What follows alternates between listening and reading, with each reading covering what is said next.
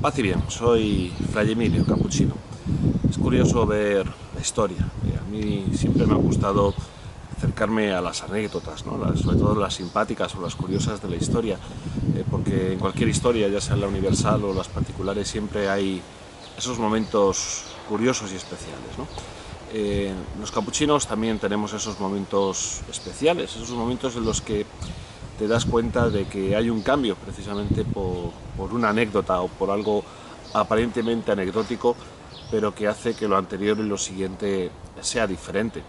Eh, los capuchinos ya tenemos algo de historia, ¿no? Empezamos en 1528 y hay esos momentos. Y uno de ellos es la vida de San Leopoldo Mandic, un hombre que vivió casi toda su vida adulta en Padua, en el norte de Italia, aunque él no era padoano, sino que él era de la antigua Yugoslavia, de Montenegro concretamente, un pueblo que en aquella época se llamaba Castelnuovo, ahora no me acuerdo del nombre de cómo se llama en la actualidad, pero que es un hombre que tuvo una vida muy intensa.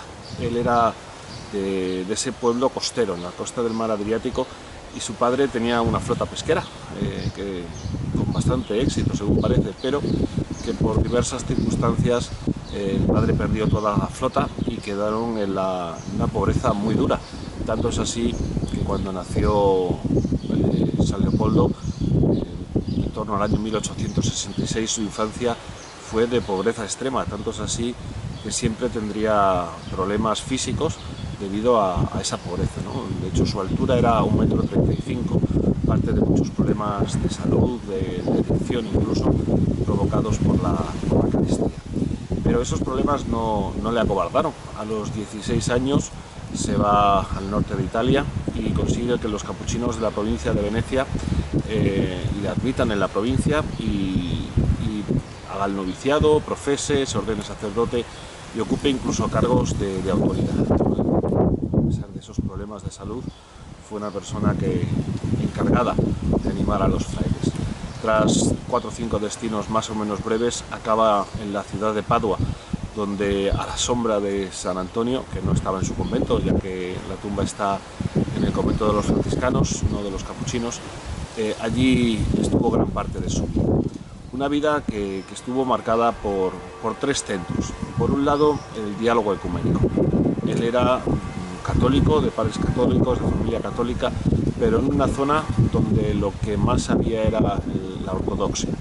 Él vio muchas cosas buenas en ambas iglesias y su esfuerzo fue siempre intentar ese acercamiento y ese diálogo entre las dos iglesias.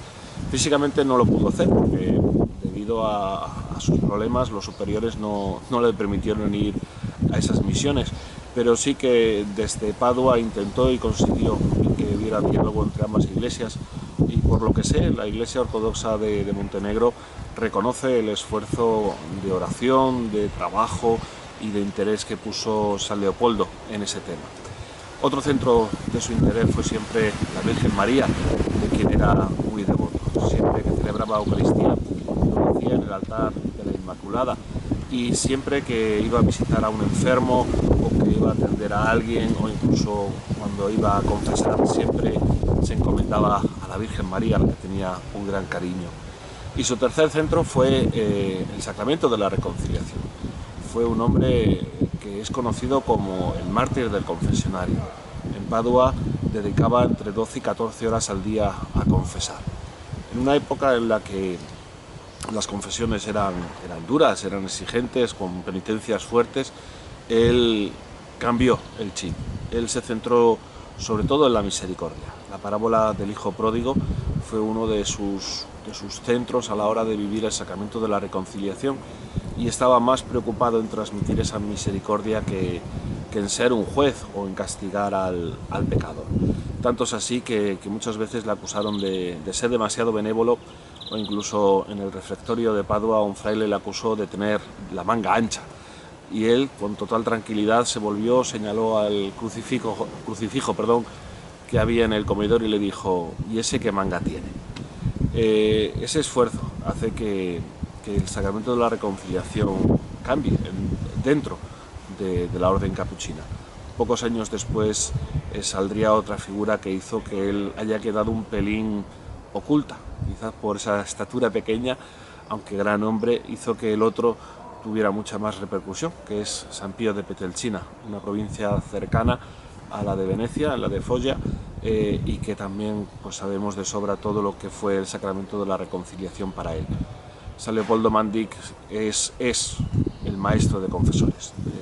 En toda la orden, en todos los lugares, siempre se recuerda y siempre se mira esa forma cariñosa de acoger al que tiene problemas, al que quiere pedir perdón, para que esa acogida ya sea parte de ese sacramento y que pues, la persona no tenga miedo de pedir perdón. Ya bastante duro es como para que encima el confesor se lo ponga más difícil, ¿no? Pues San Leopoldo se convirtió precisamente en esa manera de expresar la misericordia de Dios en ese ministerio y por supuesto también en todas las esferas de su vida, ¿no? Sobre todo la atención a los enfermos, que es algo que también hizo mucho, también lo vivía desde esa misericordia y desde esa cercanía.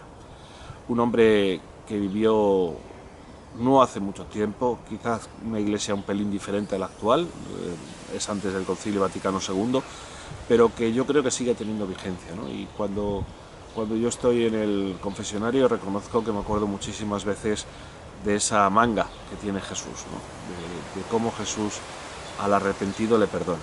Y yo creo que es algo que sobrepasa, por supuesto, el sacramento de la reconciliación, que tiene que ser la actitud básica del cristiano.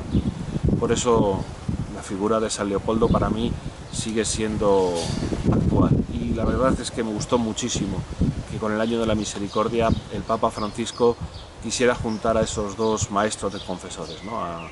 A Leopoldo Mandic y al discípulo predilecto, aunque no se conocieron en persona, San Pío de Petrelcina, como ejemplos de esa misericordia que es el sacramento, ¿no? De esa vivencia del amor, de la acogida, de la escucha y sobre todo de la fiesta del perdón.